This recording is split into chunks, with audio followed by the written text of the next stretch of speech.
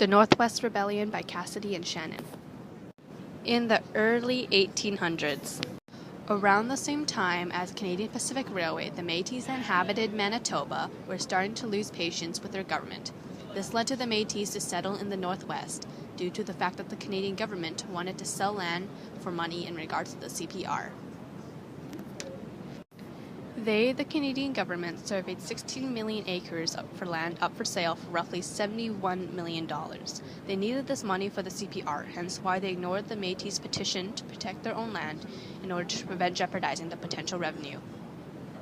Even though treaties between the Métis and the government were recently settled, the building of the CPR altered the way the government treated Métis. They cut the budget for the Indian Department, the help for new farmers never carried out, and natives started to depend on food handouts in order to survive. However, even so, the government turned food handouts into social control, meaning the Indians that didn't obey wouldn't get food. Since Louis Riel's exile, he found himself a job as a schoolteacher in Montana. He returned in peace, hoping to bring justice on behalf of his people, but it was taken out of context as a possible armed revolt against the government. The Métis Bill of Rights created by European farmer Riel was just a more detailed version than the 1869 one, stating the reflection caused by frustration and desire, which was also yet again ignored by the government. Métis attempted to settle things with the Northwest Mounted Police at Duck Lake, but 2 Métis delegates were shot, 12 officers dead and 25 wounded. Over 5,000 troops were sent for control over the rebellion. The Battle of Fish Creek was a distraction to delay Middleton for 2 weeks, resulting in 14 deaths and quite a few injuries.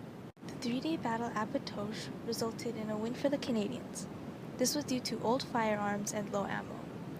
Canadians raided the village, killing anything, as they took spoils of war.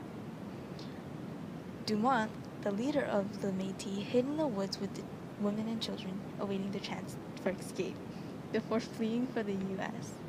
Riel, on the other hand, surrendered. He was captured and taken to a police jail in Regina. Riel's trial took place in July of 1885.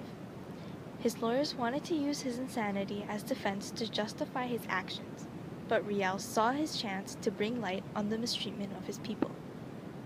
The jury was recommended to show mercy and compassion, but the Canadian government refused, so Louis Riel was hung on November 16, 1885.